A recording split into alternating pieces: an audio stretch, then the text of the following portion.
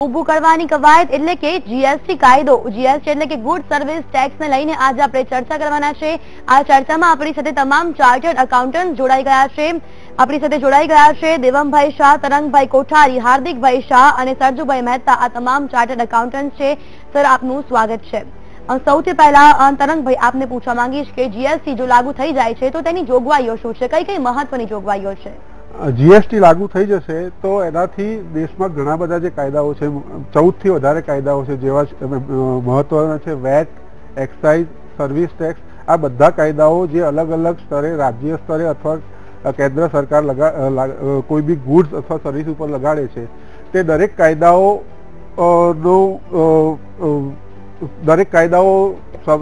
સમાવેશ આ એક કાયદામાં થઈ જશે અને સમાવેશ થયા પછી દરેક કરદાતાએ ખાલી જીએસટી ભરવાનો રહેશે। જીએસટીના 3 કોમ્પોનન્ટ છે। એમાં સ્ટેટ લેવલનો જીએસટી છે, જે અત્યારે વિધાનસભામાં ચર્ચા થઈ રહી છે, એ એસજીએસટી કહેવાશે, જે દરેક રાજ્યએ પાસ કરવાનો છે। એ સિવાય સેન્ટ્રલ જીએસટી છે અને આંતરરાજ્ય જે વ્યવહારો થશે એ વ્યવહારો માટે આઈજીએસટીનો કાયદો છે। એટલે કોઈ બી કરદાતાએ જો સેમ સ્ટેટમાં, એક જ સ્ટેટમાં હોય તો સીજીએસટી અને એસજીએસટી ભરવાનો રહેશે અને આંતરરાજ્ય જ્યારે વ્યવહાર થશે ત્યારે આઈજીએસટી ભરવાનો રહેશે। આ રીતે એક કાયદાનું સરળીકરણ થશે, જે અત્યારે કોઈ બી જે અલગ અલગ સ્ટેટમાં વેપાર કરતા હોય તો એને દરેક રાજ્યના વેટના કાયદાના અમલ કરવો પડે છે અને દરેક રાજ્યના અલગ અલગ કાયદાઓ છે એનું પાલન કરવું પડે છે, જેમાં ઘણી બધી ઇન્ટરસ્ટેટની, દરેક સ્ટેટની જોગવાઈઓ અલગ અલગ હોય છે। આ જોગવાઈઓ સમાન થવાથી જે મલ્ટી સ્ટેટમાં ઓપરેટ કરે છે દરેક વેપારીને ખૂબ જ લાભ થશે। બિલકુલ સરજુભાઈ, સામાન્ય જનતાની વાત કરીએ તો સામાન્ય જનતાને જીએસટી થી શું ફાયદા થશે? સામાન્ય જનતાને એ ફાયદા થશે કે સામાન્ય જનતા બી જીએસટી અલગ અલગ જે ટેક્સ ઉપર ટેક્સ જે કહીએ છીએ એ ટેક્સ ઉપર ટેક્સ જતો રહેશે। એટલે કદાચ ઇનિશિયલ શરૂઆતના વર્ષોમાં એવું થાય કે ઇન્ફ્લેશન વધે, પણ જ્યારે એકવાર સિસ્ટમ ગોઠવાઈ જશે એ બાદ ટેક્સ પાસ ઓન થવાને કારણે ઇન્ફ્લેશન ઘટશે અને એન્ડ યુઝરને ખૂબ જ ઓછા ટેક્સે માલ પહોંચશે, જેને કારણે એન્ડ કન્ઝ્યુમરને ઓછી ટેક્સે સારો માલ મળી શકે। સરજુભાઈ, આપને પૂછવા માંગીશ કે સામાન્ય જનતાને ફાયદા તો છે જ, સાથે કઈ કઈ વસ્તુઓમાં નુકસાન પણ થાય છે? આમ જોઈએ ને તો કોઈ બી જ્યારે આવા ઇનડાયરેક્ટ ટેક્સીસ નેશનલાઇઝ ટેક્સ તરીકે બહાર આવે ત્યારે મોટા ભાગે જનતાને ફાયદો થતો હોય છે, નુકસાન ખૂબ ઓછા અંશે અને ખૂબ ઓછા પ્રમાણમાં થતું હોય છે। અત્યારે બી જનતાને ખબર નથી કે વેચાણ વેરો કેટલો ભરે છે, એક્સાઇઝ કેટલું ભરે છે, એટલે જનતાને તો એ પછી બી ખબર નથી પડવાની કે આ વસ્તુ ઉપર હું કેટલો ટેક્સ ભરી રહ્યું છું। પણ જે થોડી ઘણી અગવડતાઓ ઊભી થશે એનો એક જ ઉદાહરણ આપી શકાય કે શરૂઆતના તબક્કામાં વેપારીઓ જે ટેક્સનો ફાયદો જે પાસ ઓન નહીં કરે, જે હંમેશા વેપારીઓની અને ઇન્ડસ્ટ્રીની એક પેલી સ્ટાઇલ હોય છે કે પહેલાં પોતે હંમેશા ફાયદો રાખતા હોય છે, તો એ સંજોગોમાં જે સીજીએસટી અને જીએસટીને કારણે જે સરકાર એવું ઈચ્છે છે કે પ્રજાને સસ્તા દરે વસ્તુ મળે, સસ્તા રેટ પર મળે, એ શરૂઆતના 2-3 વર્ષ અથવા એટલીસ્ટ 1.5 વર્ષ સુધી આ ફાયદો પ્રજાને નહીં મળે। એટલે કોઈ પણ વસ્તુમાં જે ભાવ ઘટાડો છે એ તુરંત અમલમાં નહીં આવે, આવું આપણે મેક્રો લેવલ પર કહી શકીએ। ચોક્કસથી હાર્દિકભાઈ, જો સ્મોલ સ્કેલ સેક્ટરની વાત કરીએ, નાના વેપારીઓની વાત કરીએ તો તે લોકોને આ કેવી રીતે અસર કરશે જીએસટી કાયદો? જીએસટી કાયદો જે છે એમાં સૌથી મહત્વનું એ છે કે ગવર્મેન્ટ શું ઈચ્છે છે જીએસટી લાવવાથી। જે મેઇન ઓબ્જેક્ટિવ ગવર્મેન્ટનો જીએસટી લાવવાથી છે એ બધા અનઓર્ગેનાઇઝડ સેક્ટર્સને ઓર્ગેનાઇઝડ કરવાનો છે પ્રિડોમિનન્ટલી। એના કારણે ગવર્મેન્ટે જે આજની તારીખમાં એક્સાઇઝ ડ્યુટીની બેસિક એક્ઝમ્પશન લિમિટ જે છે એ 1.5 કરોડ રૂપિયા છે, એને ઘટાડીને એને 20 લાખ રૂપિયા કરી દેવામાં આવી છે। તો જીએસટીમાં જે માણસ 20 લાખ રૂપિયાથી વધારે પર ઇન્ડિયા બેસિસ પર કમાશે, એટલે ઇફેક્ટિવલી જો હું 365 ડેઝમાં ગણું તો 5,500 રૂપિયાથી વધારે દિવસનું કમાશે, એ માણસે જીએસટીમાં રજીસ્ટ્રેશન લઈને એના કમ્પ્લાયન્સીસ કરવા પડશે। એનો મતલબ એ છે કેમ કે જીએસટીમાં આપણે ટ્રાન્ઝેક્શન લેવલ પર ડિટેલ્સ ગવર્મેન્ટને કે જીએસટી નેટવર્કને આપવાની છે, જેનાથી જે અનઓર્ગેનાઇઝ સેક્ટર છે આજની તારીખમાં, જે લોકો એક્સાઇઝ ડ્યુટી નથી ભરતા, કદાચ વેટ ભરે છે અને વેટમાં બી ખૂબ સારા એવા પ્રોડક્ટ છે જે આજની તારીખમાં ટેક્સેબલ નથી કે લોઅર રેટ પર ટેક્સ ભરે છે, તો જ્યારે આપણે સ્મોલ સ્કેલ સેક્ટરની વાત કરીએ ત્યારે સ્મોલ સ્કેલ સેક્ટરે જીએસટીની અંદર આવવું પડશે, રજીસ્ટ્રેશન લેવા પડશે, ટ્રાન્ઝેક્શનો ડિક્લેર કરવા પડશે અને બીકોઝ જે જીએસટી નેટવર્કની આખી સિસ્ટમ બનાવી છે જ્યાં આગળ એક ટ્રાન્ઝેક્શન બીજા ટ્રાન્ઝેક્શનની જોડે મેચ કરવામાં આવશે કે ચેક કરવામાં આવશે, તેવી સિચ્યુએશનની અંદર જે માણસો એકચ્યુઅલી રજિસ્ટર્ડ છે અને ક્રેડિટ પાસ ઓન કરે છે અનલેસ કે પ્રોડક્ટ એકચ્યુઅલી એક્ઝેમ્પ્ટ છે, તો એવા સિચ્યુએશનની અંદર બધાએ જીએસટીની અંદર આવવું પડશે, ટેક્સ ભરવો પડશે અને ગવર્મેન્ટ પાસે regular time to time information જશે, કેમ કે બેસિક એક્ઝમ્પશન લિમિટ ખાલી 20 લાખ રૂપિયા રાખવામાં આવી છે જે આજની તારીખના એક્સાઇઝ ડ્યુટીથી ઘણી ઓછી છે. બિલકુલ. દેવંગભાઈ, આપને પૂછવા માંગીશ કે જે રીતે 1 થી 20% જે રીતે આ લાગુ કરવાનો છે તો કેટલો વેરો ભરવાનો રહેશે જનતાએ? ગવર્મેન્ટે અકોમોડેટલી 5 રેટ ડિક્લેર કર્યા છે.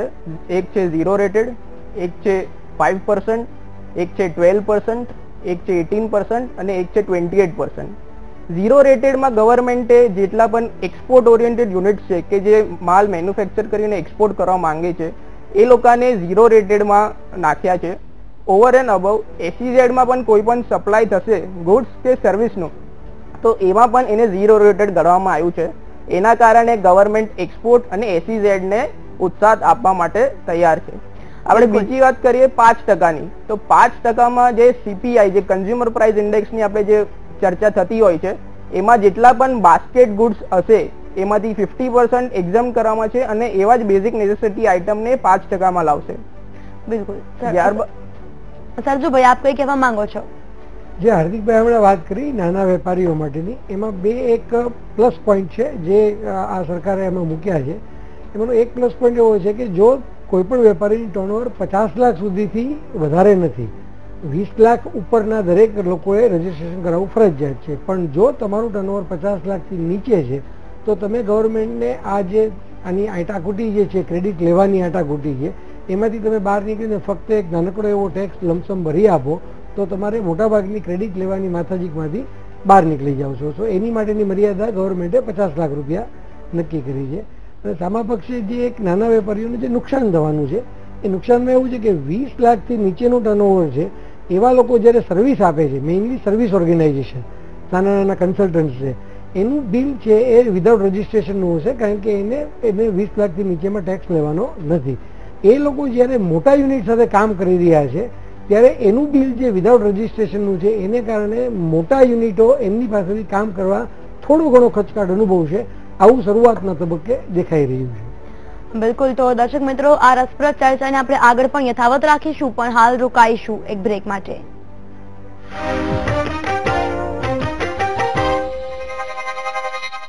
ये कदम बढ़ते गए मेरे, न जाने कितने रास्तों से गुजरे, रास्तों में मुश्किलें भी थीं, मंजिलें भी थीं, पर मैं चलता रहा और आज भी मैं कहीं रुकता नहीं. सहारों की जरूरत नहीं मुझे, मेरे हम सफर हैं डॉक्टर आर्थो आयुर्वेदिक तेल और कैप्सूल. અરે, સવારના આટલી ઉતાવળ માંડી છે? હા બાય પાપા. તમારામાંથી કોણ કોણ વિદેશમાં હાલ સ્ટડીઝ માટે લોન લેવા માંગે છે? મેડમ, ઇન્ટરેસ્ટ કેટલું લાગશે?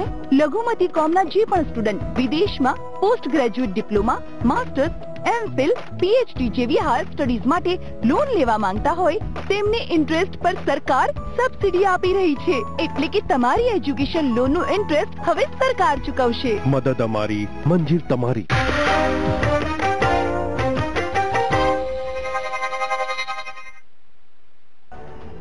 બ્રેક બાદ આપનું સ્વાગત છે. આપણે જીએસટી કાયદાને લઈને ચર્ચા કરી રહ્યા છે. તમામ ચાર્ટર્ડ એકાઉન્ટન્ટ આપણી સાથે જોડાયેલા છે. સૌથી પહેલા આપને તરંગભાઈ આપને પૂછવા માંગીએ છીએ સેગમેન્ટ ક્રેડિટ વિશે આપનું શું કહેવું છે?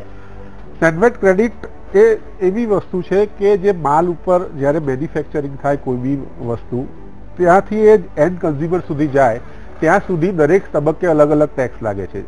મેન્યુફેક્ચરિંગ થાય ત્યારે એક્સાઇઝ લાગે છે, મેન્યુફેક્ચર જોડેથી ડીલર જોડે જાય ત્યારે વેટ લાગે છે, ડીલર જોડેથી ડિસ્ટ્રીબ્યુટર કે રિટેલર જોડે ત્યારે વેટ લાગે છે, અને વેટ અને જ્યારે કન્ઝ્યુમર જોડે જાય, એન્ડ યુઝર જોડે જાય ત્યારે બી એના પર વેટ લાગે છે. આ રીતે અલગ અલગ તબક્કે એક્સાઇઝ, વેટ, સર્વિસ ટેક્સ અલગ અલગ દરેક ગુડ્સ અથવા સર્વિસ ઉપર લાગે છે. તો આમાં એવું થાય છે કે અત્યારે જે એક્સાઇઝ છે એક્સાઇઝની ક્રેડિટ વેટની સામે નથી મળતી.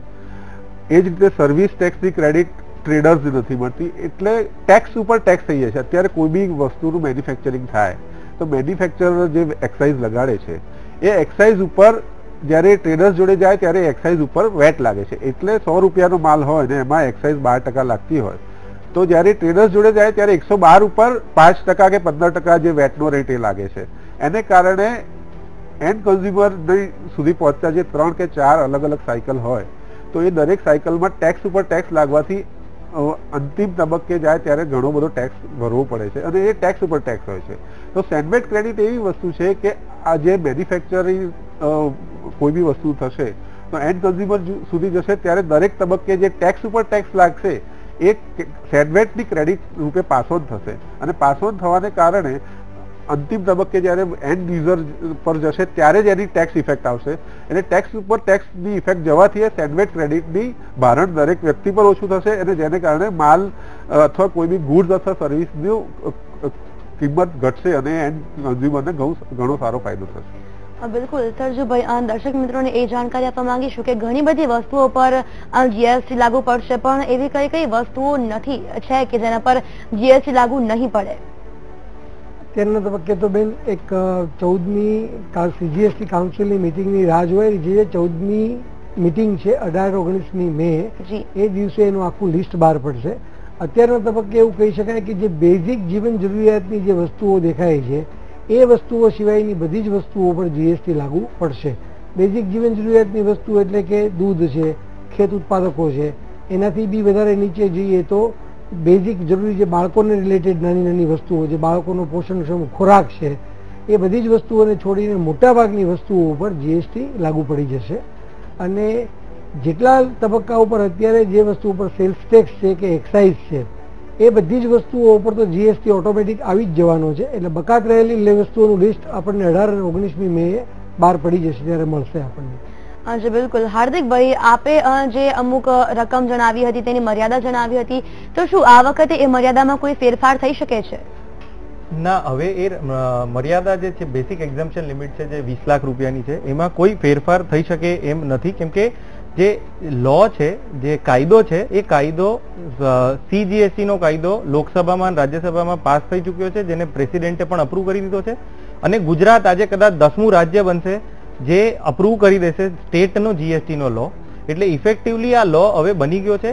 ખાલી એક જ એની અંદર એ છે કે જ્યારે જો 1 જુલાઈ પહેલા જો ગવર્મેન્ટ, સેન્ટ્રલ ગવર્મેન્ટ અગર એને અલગથી સેશન બોલાવે લોકસભામાં અને એને ચેન્જ કરે તો, પણ અત્યારે હવે એવું નથી લાગતું કે એ જોગવાઈમાં ફરક પડે. ખાલી એક એડિશનલ વસ્તુ કહેવા માંગીશ કે આજની તારીખમાં જુદા જુદા રાજ્યોમાં જ્યારે સેલ્સ ટેક્સ કે વીએટી લાગુ પડે છે ત્યારે એની બેસિક એક્ઝમ્પશન લિમિટ જે છે એની અંદર 5 લાખ રૂપિયા છે, જે હવે 20 લાખ રૂપિયા થઈ જશે. ઓરિજિનલી જ્યારે જે રકમ નક્કી કરવામાં આવી હતી, જે મિનિમમ રકમ હતી એ 10 લાખ રૂપિયા હતી, પણ ગવર્મેન્ટે જ્યારે એનાલિસિસ કર્યું ત્યારે જોયું કે એવા 50% લોકો છે જે 10 લાખથી 20 લાખની મતલબ ટર્નઓવર કરે છે આખા ઇન્ડિયામાં. 50% લોકો એવા હતા, તો એને એક્ઝમ્પશન લિમિટ વધારીને 10 ની 20% કરી, તાકી મેક્સિમમ લોકોને જીએસટી નો એડિશનલ જે કમ્પ્લાયન્સ નો બર્ડન ને જે જુદા જુદા જાતના બર્ડન છે ક્રેડિટના ને આતે એ ના કરવા પડે. એટલે ઇફેક્ટિવલી જે સ્મોલ સ્કેલ માણસો છે ઘણા બધા એવા છે કે જે જીએસટી ની બહાર રહેશે. બિલકુલ. દેવમભાઈ, સેલ્સ ટેક્સ ની જો વાત કરીએ તો કરોડો રૂપિયાનો સેલ્સ ટેક્સ લાગુ પડતો હોય છે, તો તેની શું અસર છે? સેલ્સ ટેક્સ જે છે એ એક સ્ટેટ કાયદો છે. સર્વિસ ટેક્સ છે સેન્ટ્રલનો છે. જીએસટી આવ્યા બાદ સ્ટેટનો વેટ અને સેન્ટ્રલના એક્સાઇઝ અને સર્વિસ ટેક્સ એ બધા એક કાયદામાં સમાવેશ થઈ જશે.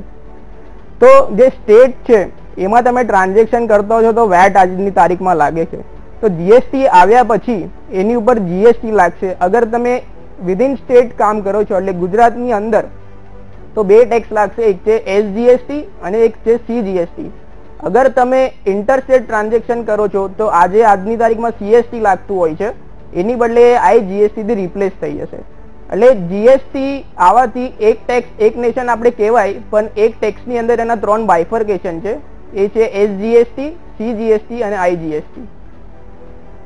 બિલકુલ. સરજુભાઈ, ઈ કોમર્સ ની વાત કરીએ તો એ પણ એક મહત્વનો અગત્યનો મુદ્દો છે. ઈ કોમર્સ કંપની પર કેવી અસર થઈ શકે છે? ઈ કોમર્સ કંપની ઉપર ખાસી એવી અસર દેખાય છે. અત્યારના તબક્કે જ્યારે જીએસટી અને સીજીએસટી વગેરે જે નહોતું ત્યારે ઈ કોમર્સ કંપનીઓ જે તે રાજ્યમાંથી વેચાણ કરતી હતી અને બધું ઇન્ટરનેટ ઉપર વારિયલ વેચાણ થતું હતું, એટલે ઘણો બધો જે તે ગવર્મેન્ટને સેલ્સ ટેક્સનો માર પડતો હતો. આ વસ્તુને ક્લુબોલ કરવા માટે થઈને ખાસ જીએસટીમાં એક જોગવાઈ કરવામાં આવી છે કે અલગથી તે જે ઈ કોમર્સ કંપનીઓ છે એની ઉપર એક ટેક્સ લાગવામાં આવશે.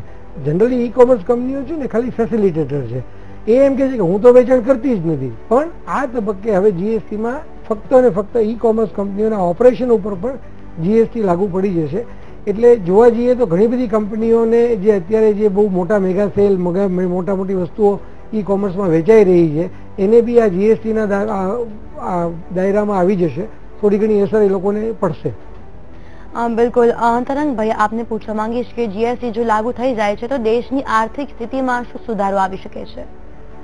દેશની આર્થિક સ્થિતિમાં એવું થશે કે ઘણી બધી વસ્તુઓ જે અત્યારે કરવેરાના માળખાની બહાર છે કે જે એક્ઝેમ્પશનમાં છે, અત્યારે એવું કહેવાય છે કે 350 થી 350 આઇટમો એવી છે કે જેની પર કોઈ જાતનો કર નથી લેવામાં આવતો, નહીં વેટ, નહીં સર્વિસ ટેક્સ, નહીં એક્સાઇઝ. તો આવા કાયદાઓ જે છે એમાં એક્ઝેમ્પશન લિસ્ટ નાનું થવાને કારણે 200 થી 250 વસ્તુઓ આ દાયરામાં આવી જશે, જીએસટી દાયરામાં, જેને કારણે ઘણા બધા કરવેરામાં ગવર્મેન્ટને લાભ થશે. એ સિવાય બીજો ફાયદો એ થશે કે દરેક સિસ્ટમમાં દરેક વ્યક્તિ સામેવાળા ટ્રાન્ઝેક્શન રેકોર્ડ કરશે, જેને કારણે અત્યારે ઘણી બધી વસ્તુ એવી છે કે જે રેકોર્ડ નહીં થવાને કારણે ગવર્મેન્ટ સર્વિસ ટેક્સ નથી લઈ, કોઈ બી ટેક્સ નથી ઉઘરાવી શકતી. એ કાયદો આવવાથી સિમલેસ ક્રેડિટ અથવા જે ઓનલાઈન ટ્રાન્ઝેક્શન છે ઓનલાઈન ટ્રાન્ઝેક્શન થવાને કારણે, દરેકના રિટર્ન ઓનલાઈન ભરવાને કારણે એ દરેક માળખામાં આવશે અને એને કારણે ટેક્સ ભરશે, એટલે કમ્પ્લાયન્સ વધશે, એને કારણે ગવર્મેન્ટનું જીડીપી વધશે. એવું માનવામાં આવી રહ્યું છે કે જીડીપીમાં કદાચ 1 થી 2% વધારો થશે અને ટોટલ રેવન્યુ ગવર્મેન્ટની વધશે. અચ્છા, બિલકુલ. હાર્દિકભાઈ, જીએસટી આવવાથી શું નાના ઉદ્યોગોને કોઈ પ્રોત્સાહન મળી શકે છે? ચોક્કસ નાના ઉદ્યોગોને એક રીતે એ રીતે પ્રોત્સાહન મળશે કે એ લોકોએ બેસિકલી ઓર્ગેનાઇઝડ થવું પડશે. એ લોકો પણ બીજા બધા મોટી કંપનીઓની જોડે, માની લો કે કોઈ ટેન્ડરમાં બિડ ફાઇલ કરવાનું છે અને એ લોકો પણ એની બેસિક કન્ડિશનો ફૂલફિલ કરી રહ્યા છે, તો એ સિચ્યુએશનની અંદર એ લોકો પણ સમાન ફૂટિંગ પર ઊભા રહી શકશે. અને જે સૌથી વધારે બેનિફિશિયલ છે બીકોઝ એ લોકો બી ઓર્ગેનાઇઝડ સેક્ટરમાં કન્વર્ટ થઈ જશે. બિલકુલ. સરજુભાઈ, જે રીતે સામાન્ય જનતાની વાત કરી, નાના ઉદ્યોગોની વાત કરી, ત્યારે સૌથી મોટો એ સવાલ થઈ રહ્યો છે કે અમુક જે વસ્તુઓ છે તેના પર પણ જીએસટી લાગુ થશે તો જે સામાન્ય જનતાઓ છે તેમને શું ફાયદો થશે?